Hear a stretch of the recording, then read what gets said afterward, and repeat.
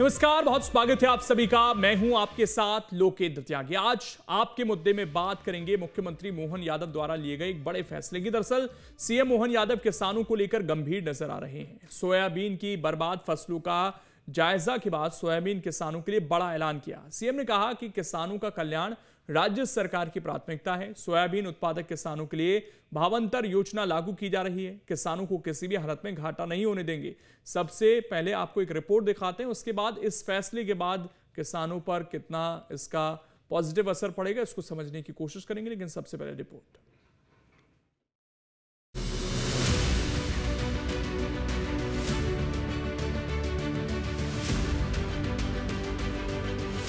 मध्य प्रदेश के किसानों के लिए बड़ी खुशखबरी है। खासकर सोयाबीन की खेती करने वाले किसानों के लिए सीएम मोहन यादव ने बड़ा ऐलान किया, जिससे सोयाबीन के किसानों को बड़ी राहत मिलेगी।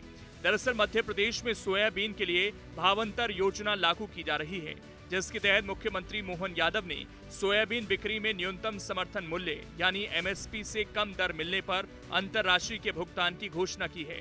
उन्होंने कहा कि प्रधानमंत्री ने सोयाबीन की फसल का एमएसपी रेट 5,300 रुपए प्रति क्विंटल निर्धारित किया है। किसी भी किसान को घाटा सहने नहीं दिया जाएगा। अगर एमएसपी से कम दर पर फसल बिक रही है तो फसल का घाटा सरकार की ओर से दिया जाएगा। मध्य प्रदेश सरकार सदैव किसान कल्याण को प्रोत्साहन देती है और मध्य प्रदेश की सरकार सच्चे अर्थों में किसानों के हितों को सर्वोपरि स्थान भी देती है। यही कारण है कि हमने इस वर्ष जो मध्य प्रदेश भारत सरकार के यशस्वी प्रधानमंत्री ने किसानों के लिए 5,328 रुपये जो सोयाबीन का एमएसपी का रेट डिसाइड किया है। हमारा प्रयास है कि सरकार के माध्यम से किसानों को एमएसपी का पूरा रेट मिले। हमने इसमें एक अच्छी योजना लागू की है कि हम अपने किसानों को सोयाबीन के भाव में भावांतर योजना का लाभ दें, जिसमें किसान पहले की तरह मंडियों में सोयाबीन का विक्रय करेगा। अगर एमएसपी से कम कीमत पर सोयाबीन बिकता है तो किसानों की घाटे की भरपाई हम भावांतर योजना के तहत सरकार से कराने वाले हैं। सीएम मोहन यादव ने भावांतर योजना से सोयाबीन के किसानों को मिलने वाली राशि के बारे में भी समझाया। वहीं मुख्यमंत्री ने ये कहा कि प्रदेश में जहां भी सोयाबीन की फसल अतिवृष्टि और बीमारी के कारण खराब हुई है, ऐसे सभी क्षेत्रों में सर्वे कराया जा रहा है। सर्वे के बाद किसानों को क्षतिग्रस्त सोयाबीन की फसल का समुचित मुआवजा भी दिया जाएगा। जिस किसान का FAQ जिस प्रकार से होगा, उसका विक्रय मूल्य और न्यूनतम समर्थन मूल्य के बीच की अंतर की राशि सरकार देगी। जहां अतिवृष्टि से, बाढ़ से, कई कारण से फसल का नुकसान हुआ, उनको राहत की राशि दी है। इसी प्रकार से पीला मोज़ेक के लिए मैं खुद भी रतलाम और कई जिलों के अंदर खेतों के अंदर जाके देखी थी। कलेक्टर उसका सर्वे कर रहे हैं और जिस किसी ढंग से भी फसल का नुकसान हुआ है, सरकार उसकी भी भरपाई करेगी। मध्य प्रदेश में मोहन यादव की सरकार लगातार किसानों के कल्याण को सर्वोच्च प्राथमिकता देती आ रही है। सोयाबीन के किसानों की समस्याओं के समाधान को लेकर पिछले कुछ समय से लगातार प्रयास किए जा रहे थे। शासन स्तर पर चर्चा चल रही थी कि अब सीएम मोहन यादव ने किसान संघों के सुझाव और उनसे बातचीत के बाद प्रदेश में सोयाबीन के किसानों के लिए भावांतर योजना शुरू करने का ऐलान किया है। Team news state.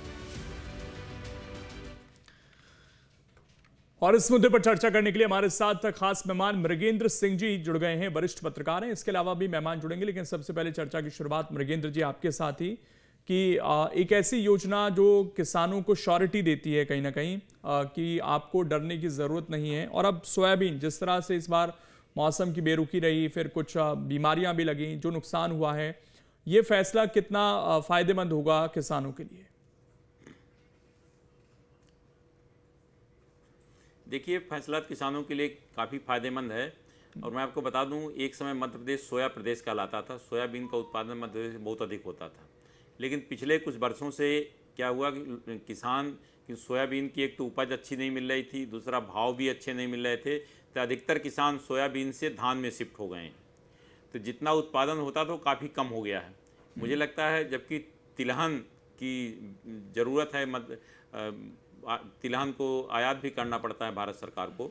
इस कारण मुझे लगता है कि यदि मुख्यमंत्री मोहन यादव जी ने ये फैसला लिया है कि जो किसानों का समर्थन मूल्य जो तय किया है भारत सरकार ने 5,328 रुपये कुंटल, यदि उससे कम में बिकता है, चाहे बाजार में बिके या कहीं में, तो उसकी जो शेष राशि होगी वो राज्य सरकार उपलब्ध कराएगी। क्योंकि पिछले कई सालों से किसानों को सोयाबीन का सही दाम नहीं मिल रहा है, इसीलिए सोयाबीन का उत्पादन लगातार कम हो रहा है। मुख्यमंत्री की इस घोषणा से निश्चित रूप से किसानों को फायदा होगा, क्योंकि अभी कई जगह आपकी उसमें चैनल के माध्यम से सुन रहा था, रतलाम हुआ या झाबुआ हुआ, उसके आसपास मालवा अंचल में कई क्षेत्रों में तेज बरसात हुई है, जिसके कारण सोयाबीन की फसल काफ़ी नष्ट हो गई है। उसके जो अनाज है वो भी पीला पड़ गया है, उस फसल भी खराब हो गई, कई जगह सड़ भी रहा। ऐसी स्थिति में अगर भावांतर योजना लागू की जाती है कि जितने में सोयाबीन बिकेगी और उसका जो शेष राशि होगी, जितना अंतर होगा, जितने बाजार मूल्य में बेचेंगे, और उसके बाद जो सरकारी कीमत है उसका भुगतान सरकार करेगी, ये अच्छा कदम है। मुझे लगता है इससे सोयाबीन किसानों को काफ़ी फायदा होगा। अच्छा प्रेम व्यास जी, देखिए बहुत सारी चीज़ें कही जाती हैं भावांतर योजना के बारे में। देखिए एक तो श्योरिटी तो देती है किसानों को, लेकिन किसान ये भी कहते हैं कई बार कि इसमें कहीं ना कहीं जो पंजीकृत मंडियां हैं उनके पास हमें बेचना है। फिर एक जो दाम लिया जाता है, ये कई बार कहा जाता है कि वो औसत उठाया जाता है कि किस औसत से इस बार धान या सोयाबीन खरीदी जा रही है मंडियों में। और एक चीज़ और जो इसमें है कि कई बार जब ये योजना लागू होती है तो मंडी में जानबूझकर भी दाम गिराए जाते हैं कि व्यापारी फ़ायदा ले लें और किसानों को सरकार पे आउट कर दे। ये तीनों इशू हैं। क्या जब ये घोषणा हुई है तो इन तीनों इश्यूज को ध्यान में रखा गया है इस बार?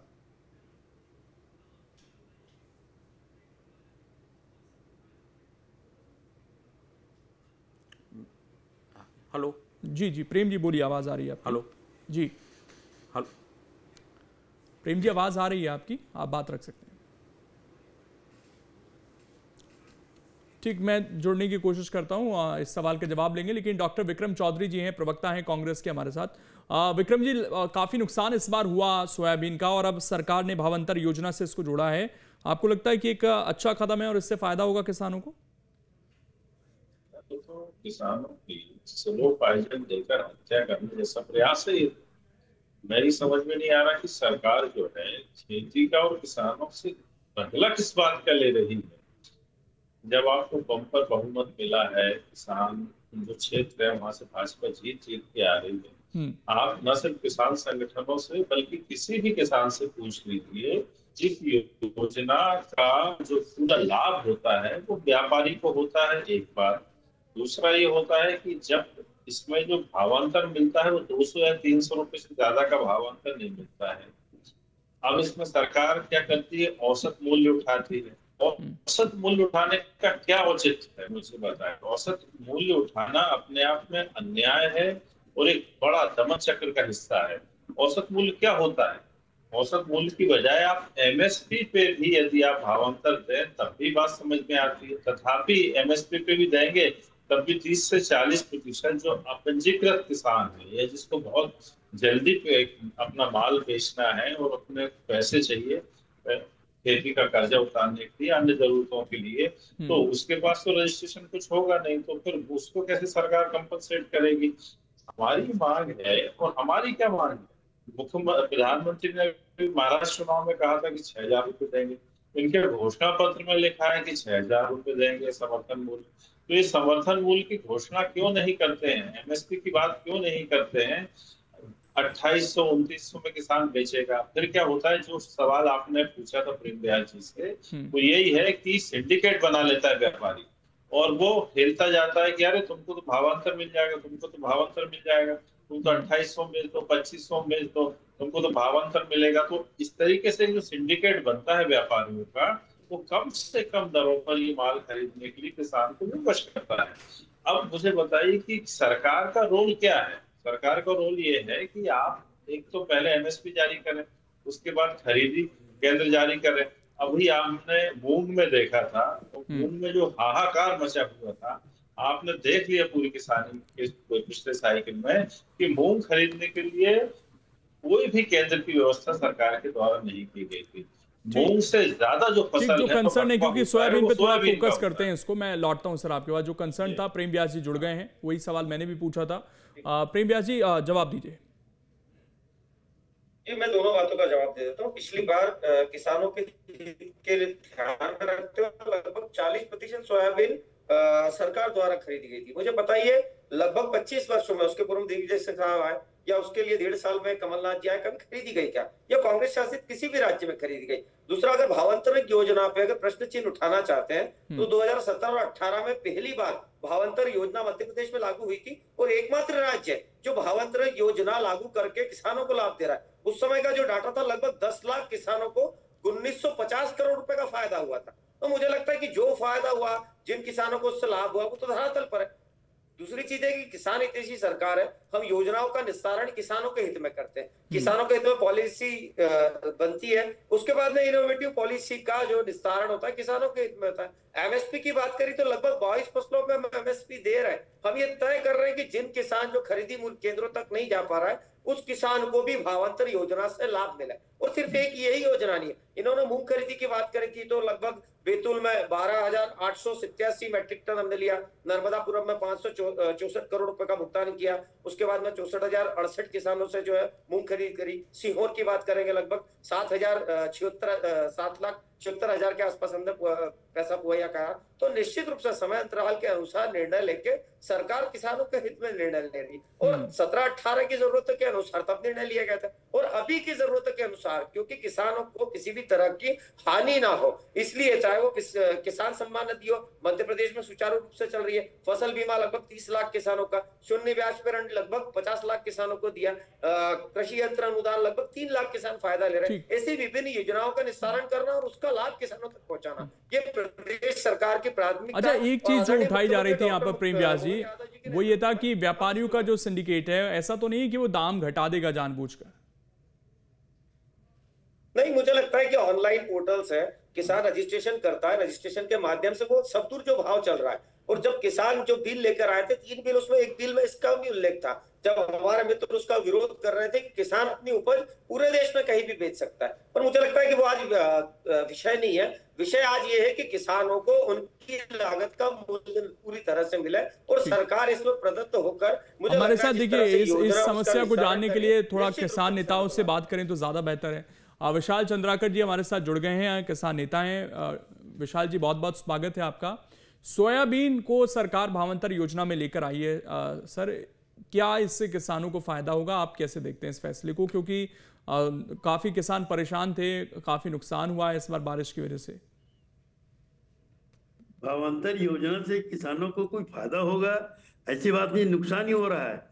इसलिए कि जो समर्थन मूल्य है 5428 रुपए करीब है, और उसमें 4400 रुपए में सिर्फ भावांतर कितना दे, सिर्फ 300 रुपए।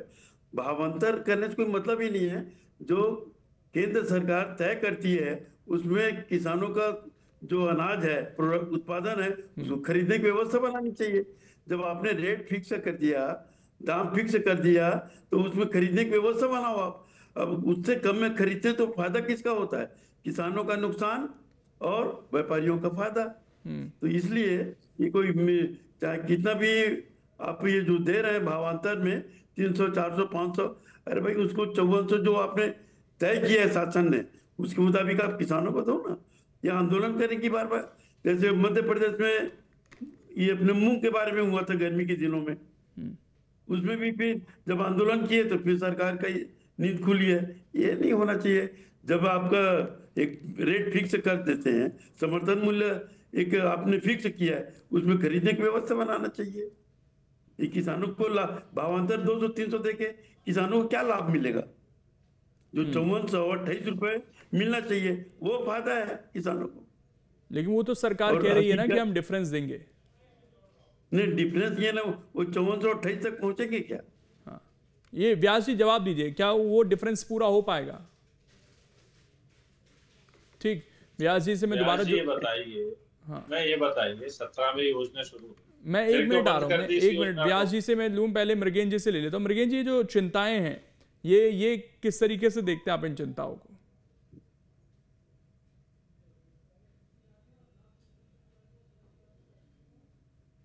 सर ये 17 में योजना शुरू, मृगेंद्र जी आवाज पहुंच पा रही है आप तक? ये जो अभी चिंताएं जताई गई हैं किसान नेता की तरफ से या कांग्रेस की तरफ से, जो मुद्दे उठाए गए हैं, उन्हें कैसे देखा जाए, क्या वो अभी भी ऐसे मुद्दे हैं जो सॉल्व नहीं हो पा रहे हैं?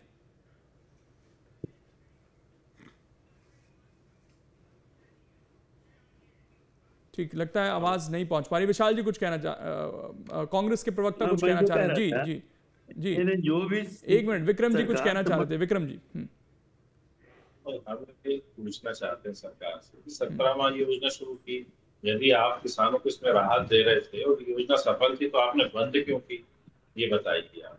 ये योजना किसानों को पसंद नहीं आई, किसानों ने इसको रिजेक्ट कर दिया और यहाँ तक कि प्रशासनिक स्तर पर भी इस योजना का कोई लाभ हमको दिखाई नहीं देता। तो अब मुझे एक बात बताइए, खुले मार्केट में जब पैसा है तो आप एमएसपी तय करिए और उसी मूल्य पे किसानों की फसल को बेचने में मदद कीजिए।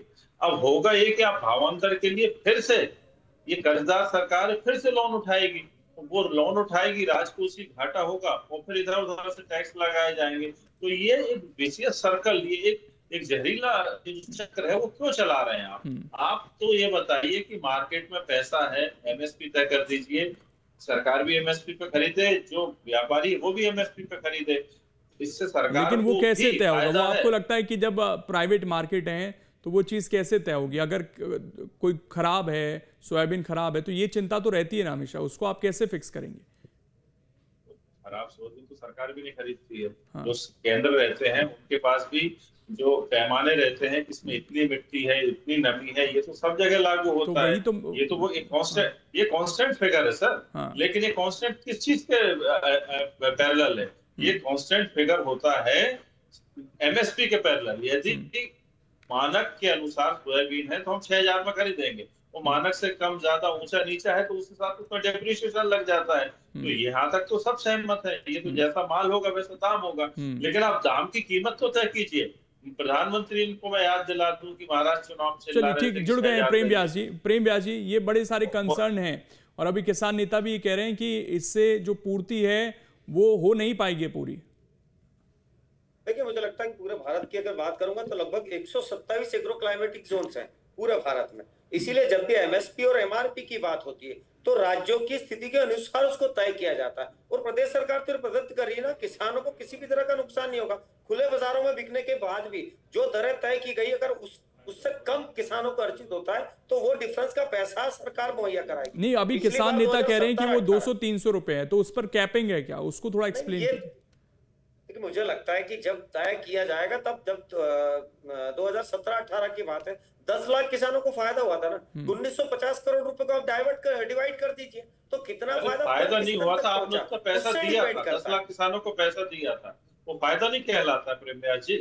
नहीं तो आंकड़ा है, वो फायदे का आंकड़ा नहीं है, पैसे के हस्तांतरण का आंकड़ा। नुकसान कहलाता है। एक आदमी ने, एक 10 लाख किसानों को 1950 करोड़ रुपए का फायदा दिया है तो वो फायदा कहलाएगा कि नुकसान? फायदा नहीं है, वो फायदा नहीं, तो क्या है? 200-300 रुपए फायदा थोड़ी कहलाता है। किसान अपनी तरफ से कुछ बेनिफिट्स दे रही है तो चंद्राकर जी बैठे हैं, वो खुद बता रहे हैं कि 300 रुपए आप दे रहे हो तो फायदा कहलाता है। नहीं तो फिर इसमें विक्रम चौधरी जी, आप कहते थे कि हमने कर्जा माफ किया, उस पर भी हालांकि सवाल है कि वो सारा हुआ नहीं हुआ, तो फिर वो कैसे फायदा था? अरे भाई देखो, आप ये बताओ, ये कहाँ की बात आप उठा लाए? अभी तो मुद्दा ये है, नहीं तो दोनों चीजें जुड़ेंगी ना। सरकार तो अगर सब्सिडी देती है, सरकार कोई माफी करती है या सरकार रेट को पूरा करती है तो वो तो सरकार अपने पास से ही देगी ना। तो कहा, अरे हम यही तो कह रहे हैं कि सरकार कौन से रेट को पूरा कर रही है? सरकार जो एमएसपी है, यही कहना है कि 5328 रुपए। 17-18 में जो रेट कहा, वो तो इसमें इस योजना में एवरेज मूल्य निकाला जाएगा। चलो विक्रम जी, कितना लाभ दिया सरकार ने बताइए? नहीं, आप तो चंद्राकर जी से पूछ लीजिए ना। अरे हम आप 18-19 में चंद्राकर जी को नहीं मान रहे, कितना लाभ दिया? अरे हमारी सरकार का रोना बंद करो। कितनी राज्य सरकार 6000 प्लस करके दे रही है? कैसी बात कर रहे हैं? चलिए, अरे चंद्राकर जी को बहस में लेके आइए। चलिए पूछ लेते हैं, वो पॉइंट रेज भी करना चाहते हैं। विशाल जी, 6000 रुपए मिला के दे रही है। विशाल चंद्राकर जी। हाँ, कि मैं ये कह रहा था, सरकार ने जो समर्थन मूल्य घोषित किया है तो इसका यह मतलब नहीं कि सरकार खरीदे। सरकार की ड्यूटी है नियंत्रण करने की। सरकार को नियंत्रण करना चाहिए कि वो व्यापारी क्यों में कम में खरीद रहा है। अगर किसान के माल में कोई खराबी है, अमानक है, उसके लिए ग्रेडिंग मशीन होता है मंडियों में। सरकार व्यवस्था करे, मंडी वाले व्यवस्था करें, राज्य सरकारें, और उसमें उसमें शुद्ध माल को खरीदे और मानक के हिसाब से उसकी कीमत बनवाए। यानी सरकार का ड्यूटी यही है कि नियंत्रण करे। सरकार का काम नहीं खरीदना, क्योंकि व्यापारी का काम है खरीदना बेचना, सरकार की ड्यूटी नहीं है। सरकार अच्छा किया है, समर्थन मूल्य घोषित किया है, पर नियंत्रण ये करो कि उससे कम में ना बिके। व्यापारी के ऊपर अंकुश लगाओ आप, अंकुश लगाने से ही व्यवस्था सुधरेगी। सरकार कब तक कितना खरीदेगी? यानी सरकार खरीदेगी, सरकार का काम व्यापार करना नहीं है, नियंत्रण करना है। ये तो आपकी राय है। अगर सरकार विशाल जी खरीदना बंद कर देगी तो फिर उसको लेकर भी तो सवाल उठेंगे। अरे सर देखिए, नहीं, क्यों बंद करेगी भाई? व्यापारी जो है, जी से पूछिए कि व्यापारी के लिए क्या सख्त नियम बनाया, कितने व्यापारियों की गिरफ्तारी हुई, कहाँ छापे मारे, नियंत्रण के नाम पे शून्य है। विक्रम जी, आप प्रश्न का जवाब तो देते नहीं है, पर प्रश्न करते मैं जवाब दे देता हूं। प्रश्न का जवाब देने के लिए सरकार है, नहीं प्रश्न का जवाब देने के लिए सरकार है, विपक्ष नहीं होता प्रश्न का जवाब देने के लिए। दूसरे राज्यों में आप नहीं, आपकी भी दूसरे राज्यों तो हम वहाँ की बातें नहीं कर रहे। मैं आंध्र प्रदेश में कर्नाटक का प्रवक्ता नहीं, मैं यहाँ के किसानों को सवाल पूछूंगा आपसे। सुनिए ना, मतलब आपकी जहाँ सरकार है वहाँ पे आपकी कोई उपयोगिता नहीं है, उपलब्धता नहीं। तो अरे ये क्या बात हुई? नहीं, ये क्या बात हुई? आपकी सरकार यहाँ है, आप यहाँ के लिए आंसर बोल रहे हो आप। मैं यहाँ के भी जवाब दे रहा हूँ, वहाँ के भी जवाब दे रहा हूँ, पर आप सुनने का तो क्यों दे रहे हो? आप यहाँ के जवाब तो चंद्रा आप सुनने का जवाब दो। जवाब तो ले लीजिए प्रेम व्यास जी, प्रेम व्यास जी बोलिए, जवाब ले लीजिए। यही है विक्रम जी की। हाँ, देखिए मैंने कहा ई मंडी की व्यवस्था करिए, ऑनलाइन खरीदी बिक्री करिए, एमएसपी का बड़ा मूल्य भी एमएसपी से ज्यादा भी मिलता है खुले बाजार में, तो निश्चित रूप से उससे किसानों को लाभ होता है। एमएसपी का मतलब होता है कि मिनिमम जो प्राइस किसानों को मिलना चाहिए उससे कहीं कम ना हो, और उसके बाद भी अगर हम ये तय कर रहे हैं कि हम अगर कहीं मार्केट से कोई डिफरेंस होता है उसको सरकार पूरा करेगी, तो मुझे लगता है इससे अच्छी योजना। ठीक, एक क्लोजिंग कमेंट ले लेते हैं मृगेंद्र जी से। मृगेंद्र जी, आप पूरी डिबेट देख रहे हैं, इस योजना को लेकर तमाम बिंदु निकलकर सामने आए, मैं चाहता हूं एक क्लोजिंग कमेंट इस पर। देखिए, ऐसा है कि ये जो भावांतर योजना है इससे निश्चित रूप से किसानों को फायदा होगा, लेकिन एक चीज़ जो बार बार बात में आ रही थी कि व्यापारी लोग किसानों को इस मामले में लूटते भी हैं। व्यापारी लोग कहते हैं किसानों से कि आपको जो भाव मैं दे रहा हूँ ले लो आप, आपको अगर मान लीजिए थोड़ी देर के लिए अगर 5328 रुपए हैं, अगर 4000 में बेच रहे हैं या 3500 में बेच रहे हैं तो कहेंगे सरकार आपको पैसा देगी। इसका व्यापारी भी फायदा उठाते हैं। सरकार को इस पर नियंत्रण रखना चाहिए कि अधिक से अधिक रेट पर बिके। भाई सरकार भावांतर का पैसा किसानों को दे रही है, अच्छी बात है, लेकिन एक कीमत तय कर देनी चाहिए कि इससे कम कीमत पर व्यापारी भी नहीं खरीद सकते। उसके लिए सरकार को थोड़ा नियम सख्त करना पड़ेगा, क्योंकि आप देखिए व्यापार सबसे ज़्यादा फायदा इससे व्यापारियों को ही होता है। किसानों को तो फायदा होता है, लेकिन व्यापारियों को सब ज़्यादा फायदा होता है। आज हालत देख लीजिए किसानों की क्या है। व्यापारी जो कोई आप अगर एक बात इसमें ये सारे पॉइंट हैं, और उम्मीद है कि जब ये ऐलान हुआ तो इस पर भी गौर की गई होगी। बहुत बहुत शुक्रिया, आप सारे मेहमान जुड़े और इस चर्चा का हिस्सा बने। तो कोशिश यही है सरकार की तरफ से कि जो श्योरिटी है किसानों को वो रहे, वो अपनी फसल को बेचने से डरे नहीं, और जो शिफ्ट हो रहा था धान की तरफ वो ना हो, क्योंकि सोयाबीन के रूप में हमारी एक पहचान रही है। फिलहाल छोटा सा ब्रेक, खबरें लगातार जारी हैं।